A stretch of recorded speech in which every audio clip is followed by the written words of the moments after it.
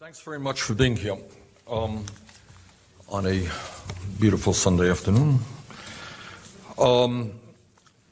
We announced the beginning of our campaign a year ago, and before I talk about the delegate math and our path toward victory, I just want to say a few words about how far we have come in the last year, and I just want to thank the millions and millions of people who have supported us in every way. When we started this campaign, as most of you know, we were considered to be a fringe candidacy. We started with no campaign organization. We started with no money. We started with very little name recognition outside of my own state of Vermont. In national polls, we were trailing Secretary Clinton by at least 60 points, and in some cases a little bit more. In this campaign, we have taken on the entire Democratic establishment in state after state. We have taken on the senators, the members of the Congress, the governors, the mayors. We have taken them all on.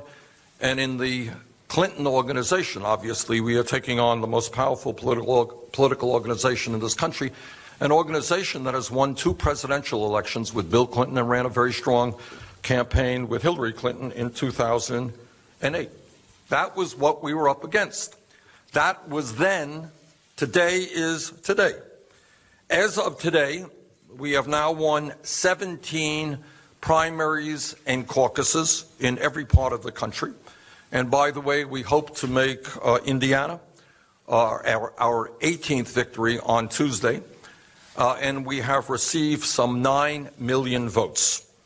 In recent national polls, we're not behind Secretary Clinton by 60 points anymore. In the last few weeks, actually, there have been a couple of polls that have us in the lead. Other polls have us single digits behind. In terms of fundraising, we have received more individual campaign contributions, 7.4 million, than any candidate in presidential history at this point in a campaign. We do not have a super PAC. We do not get our money from Wall Street or the drug companies or powerful corporations. Our money is coming from the middle class and working class of this country, averaging $27 a campaign contribution. And I'm very proud of the fact that we have just raised in the last month, we had a phenomenally good month. We've raised over $25 million, despite the fact that 80% of the primary and caucuses are behind us.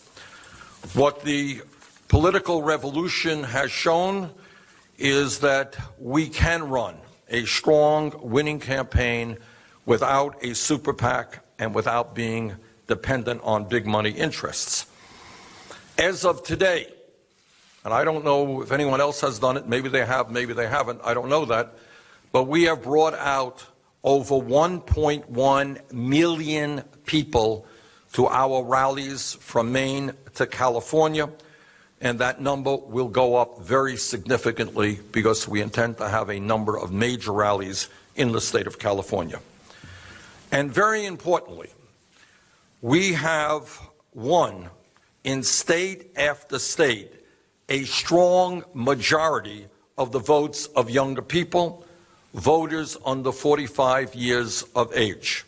In other words, the ideas that we are fighting for are the future of the Democratic Party and, in fact, the future of this country. And again, I'm not just talking about people 23 years of age and younger, where we're doing phenomenally well and very proud of that. We're talking about people 45 years of age or younger. And the reason for that, I believe, is that the issues that we are talking about are the issues that are on the minds of the American people. People know, whether you're conservative or progressive, that a corrupt campaign finance system with super PACs is undermining American democracy. They understand there is something fundamentally wrong where the average American is working longer hours for lower wages, and almost all new income and wealth is going to the top 1%. They understand that we have a broken criminal justice system with more people in jail than any other country on earth. They understand that we have got to deal with the planetary crisis of climate change and, among other things, impose a tax on carbon. They understand that at a time we have a major crisis, growing crisis with regard to clean water, we need to end fracking. They understand that in a competitive global economy, we need to make public colleges and universities tuition-free. And they understand that when you have a grotesque level of income and wealth inequality, yes, large profitable corporations and the top 1% are going to have to pay more in taxes. Let me now just say a few words about delegate math and our path toward victory. As all of you know, there are a total of 4,766 Democratic delegates. 4,047 of them are pledged, i.e., they come out as a result of the contest in the various states. 719 are superdelegates. A candidate, Democratic candidate, needs 2,383 votes in order to win the Democratic nomination. Let me be very clear. It is virtually impossible for Secretary Clinton to reach the majority of convention delegates by June 14th. That is the last day that a primary will be held, with pledged delegates alone. In other words, once more, it is virtually impossible for Secretary Clinton to reach the majority of convention delegates by June 14th with pledged delegates alone. She will need superdelegates to take her over the top at the convention in Philadelphia. In other words, the convention will be a contested contest. Currently, Secretary Clinton has 1,645 pledged delegates, 55% of the total. We have 1,318 pledged delegates, 45% of the total. There are 10 states remaining where we're going to be vigorously competing, plus the District of Columbia, Puerto Rico, the Virgin Islands, and Guam. We believe that we are in a very strong position to win many of these remaining contests, and we have an excellent chance to win in California, the state with far and away the most delegates. For us to win the majority of pledged delegates, we need to win 710 out of the remaining 1,083. That is 65% of the remaining pledged delegates. That is admittedly, and I do not deny it for a second, a tough road to climb, but it is not an impossible road to climb. And we intend to fight for every vote in front of us and for every delegate remaining. In terms of superdelegates, I would like to just say the following. Obviously, we are taking on virtually the entire Democratic establishment, and it is amazing to me, and I just have to thank our volunteers, that we go into state after state. You got the senators, you got the governor, and you got the mayors. All of them know how to get out the vote. And yet in 17 primaries and caucuses, despite all of that political establishment support, we have won. Now, of the 719 superdelegates, many of those delegates committed themselves to Secretary Clinton even before we got into this campaign. In other words, way back then, she was the anointed candidate. And they said, we're with Hillary Clinton. While she has 520 superdelegates, we have all of 39 superdelegates. In other words, while we have won 45% of the pledged delegates in real campaigns where the people have spoken, we've won 45%, we have won only 7% of the superdelegates. 2 points regarding that. First, those superdelegates in states where either candidate, Secretary Clinton or myself, has won a landslide victory, those superdelegates ought to seriously reflect on whether they should cast their superdelegate vote in line with the wishes of the people of their states. And let me just give you an example of what I mean by that.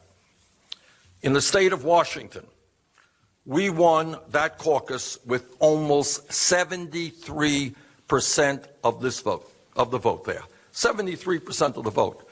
In anybody's definition, that is a massive landslide. But at this point, Secretary Clinton has 10 superdelegates from the state of Washington. We have 0. I would ask the superdelegates from the state of Washington to respect the wishes of the people in their state and the votes they have cast. In Minnesota, we won the caucus there with 61% of the vote. Hillary Clinton has 11 superdelegates. We have 3. In Colorado, we won that state with 59% of the vote. Pretty strong margin. Secretary Clinton has 10 superdelegates. We have 0. In New Hampshire, we won that state with more than 60% of the vote. Secretary Clinton has 6 superdelegates. We have 0.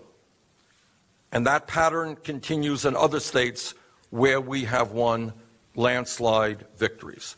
I would hope very much that the superdelegates from those states where we have won with big margins, or, in fact, where Secretary Clinton has won with big margins, to respect the wishes of the people of those states and vote in line with how the people of that state voted.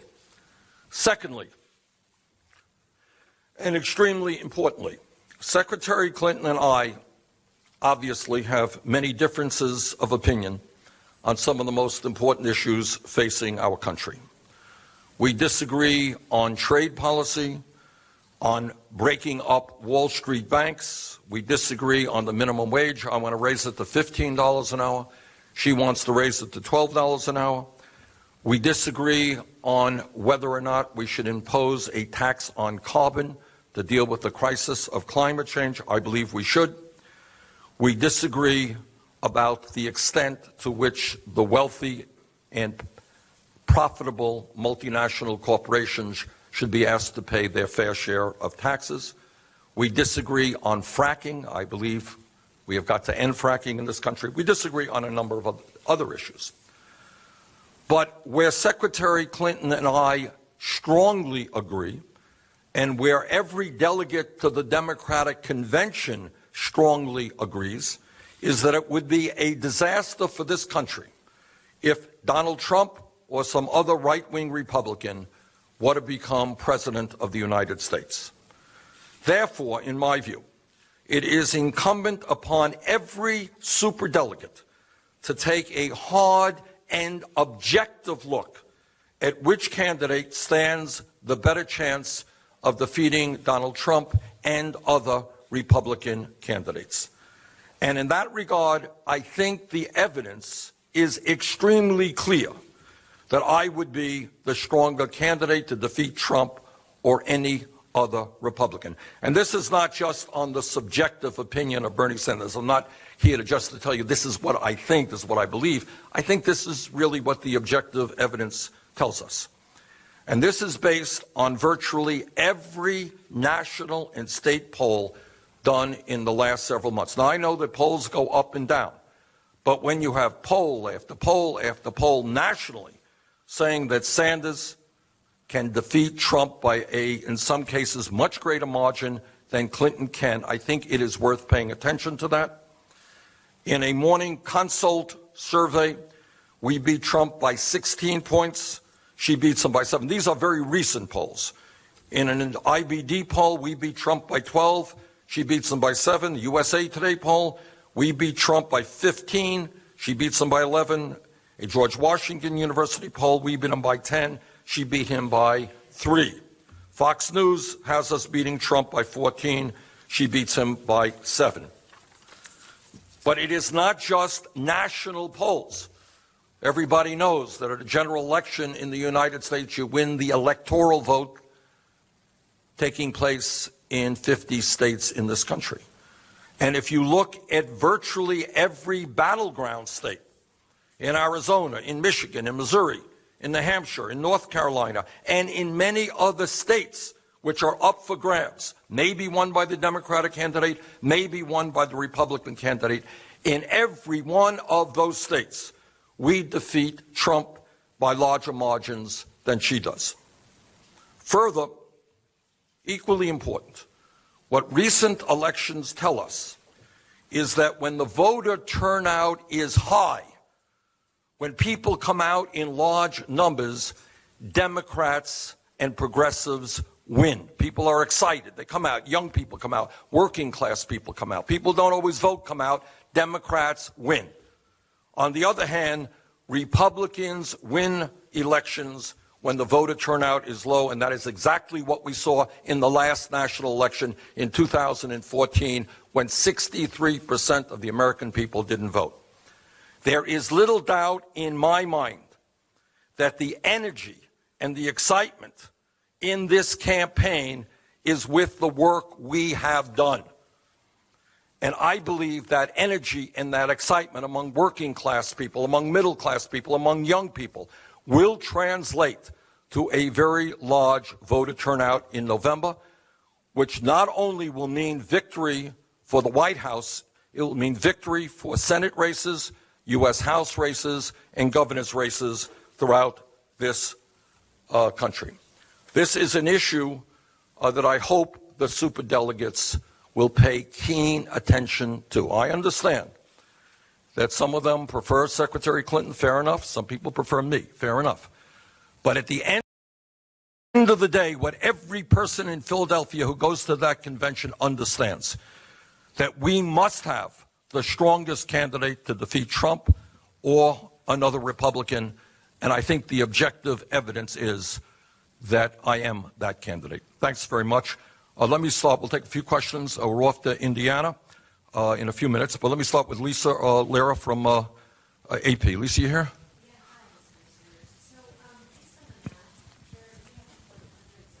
Superdelegates. Yep. I believe in 2008, President Obama convinced several dozen to switch their position, and never before, of course, have superdelegates gone against the person, flipped to go against the person who led and pledged delegates. So how realistic is this pathway? Lisa, as I've said, and let me say it again, we have an uphill climb. No question about it. It is not going to be easy, and nothing I'm telling you today suggests this is going to be an easy fight. But I think you're going to have, again, we don't know what's going to happen in Indiana on Tuesday. We don't know what's going to happen in the 9 other states. We don't know what's going to happen in the 4 other elections. But let me put this into your mind. What happens if we do really, really well in the remaining 10 states? And what happens if the polls continue to show that Bernie Sanders is the strongest candidate against Donald Trump? Do I believe that there will be some superdelegates? How many? Nobody can tell you. That there will be some delegates who say, you know, I came on the Clinton campaign even before Sanders got in, you know, but I want to rethink this. Because what is most important is beating Donald Trump. If, and that's an if, I admit, but if that scenario plays out, yeah, I do think you're going to have a lot of superdelegates who say, you know what's most important? It is most important that we defeat Donald Trump in November. John Wagner here. John, did you have a question?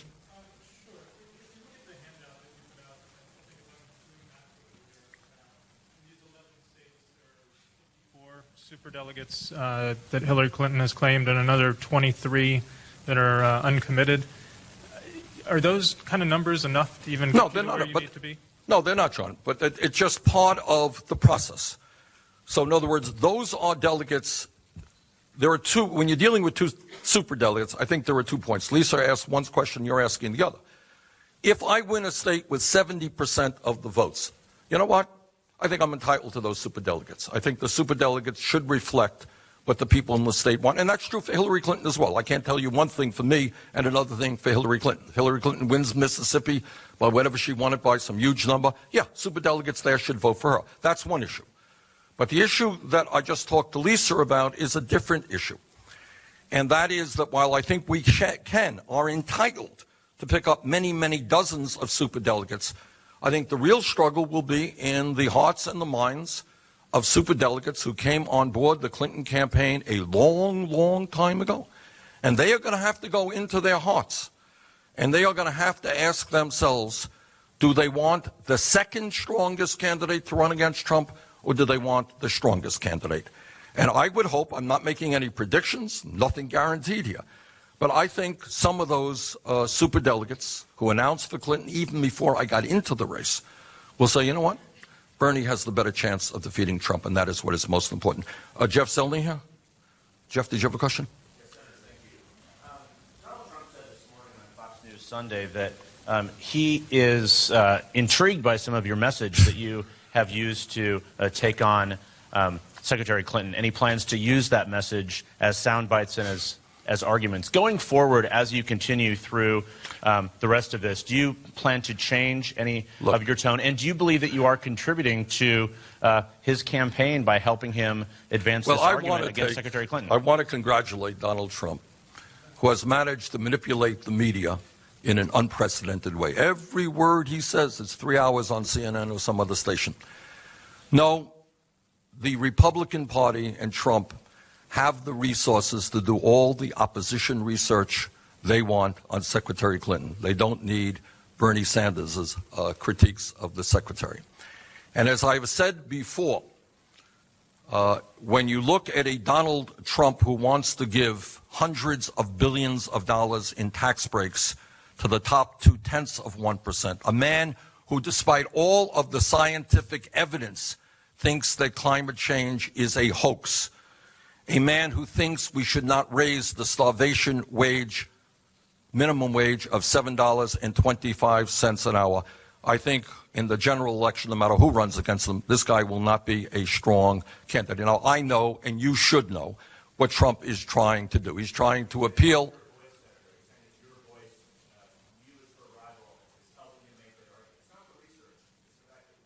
No, I think that's nonsense, and I'm glad to see that he manages to get through to some media making that point. What is a campaign about? A campaign is supposed to be about not just political gossip. It's actually supposed to be about differentiating the points of view that candidates have. Secretary Clinton and I have different points of view on a number of issues, and I have tried my hardest to run an issue-oriented campaign explaining to the American people the differences that we have. Now, I may be old-fashioned, but that's kind of what I think democracy is supposed to be about. And frankly, as you've heard me say, Jeff, 1,000,000 times, I do wish media pays more attention to why the middle class in this country is disappearing, the morality of the grotesque level of income and wealth inequality. Every now and then, maybe mention climate change, the great environmental crisis our planet faces. Every once in a while. I don't want too much out of this. But Trump is trying in a number of ways, I think, to tap into some of my support. If I lose the nomination, he will not get that support. If I lose the nomination, and we're here to do everything we can to win it, I will fight as hard as I can to make certain that Donald Trump does not become president of the United States. Is Nicole here? USA Today? John Nolan, CBS. John here? John, you here? Yeah. Did you have a question? What have you heard back in reaching out to superdelegates and asking them to look at your wins and ones that you may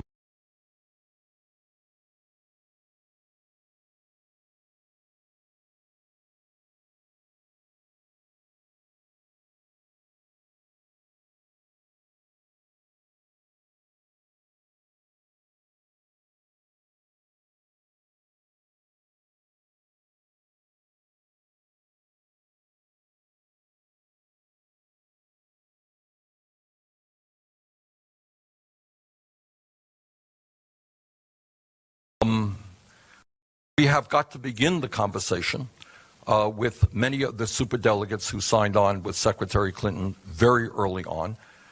And if I think the objective evidence, and we will see, we still have time to go. We've got to go through June 14th. But I think that if the evidence is there, that we are by far the stronger candidate, I'm confident that we will win some of those folks. Dan Roberts, Guardian. Dan here? Hey, Dan. Whatever happens next, you have, as you said, come a long way in a year. Looking back, what's lasting achievement are you most proud of? Or to put it another way, if this uphill road doesn't lead to nomination, what do Not into legacy, Dan. Right now, in the next month and a half, we're fighting to win every delegate that we can. I hope my legacy will be that I was a very good president of the United States. Mary Alice here? Where are you, Mary? There you are. If you do not secure the majority of pledged delegates, do you still believe that superdelegates should switch and back you, in essence, rejecting the opinion of the voters? Yeah, well, you know, it's a funny thing. We're right now, you have state after state where we have won landslide victories, and there are superdelegates who are saying we don't have to listen to the people. We'll vote for Hillary Clinton. I think at the end of the day, what superdelegates are going to have to consider, and by the way, I hope, it's a steep hill to climb, I hope that we will win the pledged delegates. But at the end of the day, the responsibility that superdelegates have is to decide what is best for this country and what is best for the Democratic Party. And if those superdelegates conclude that Bernie Sanders is the best candidate, the strongest candidate to defeat Trump and anybody else, yes, I would very much welcome their support. Danny Freeman, NBC. Danny? Hey, Danny.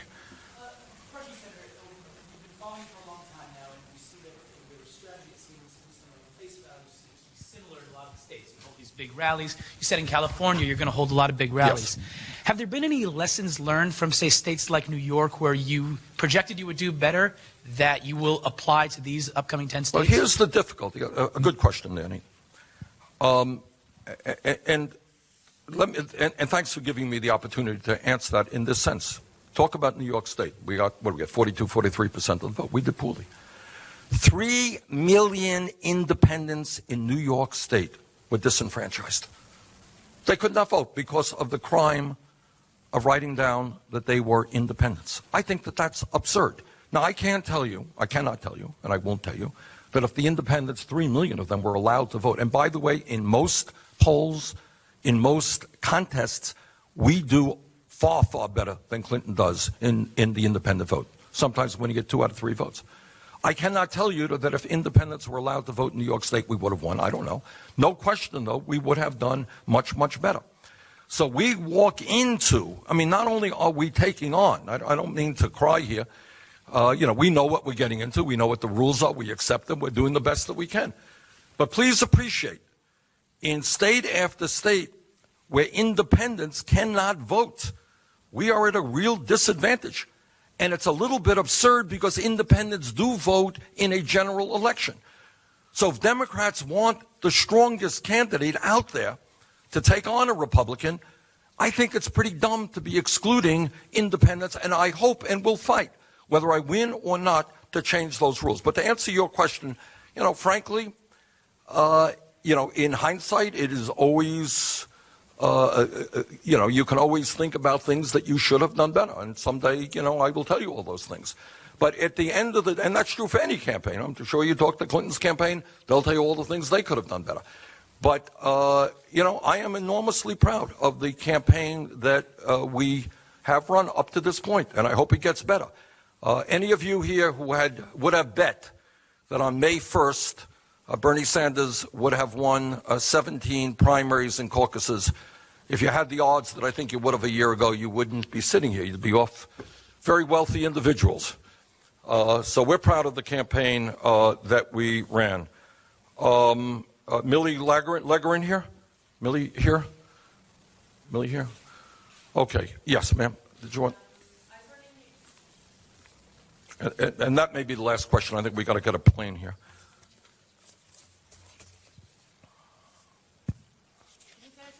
More about what Clinton said about reaching out to Sanders supporters. Pardon me?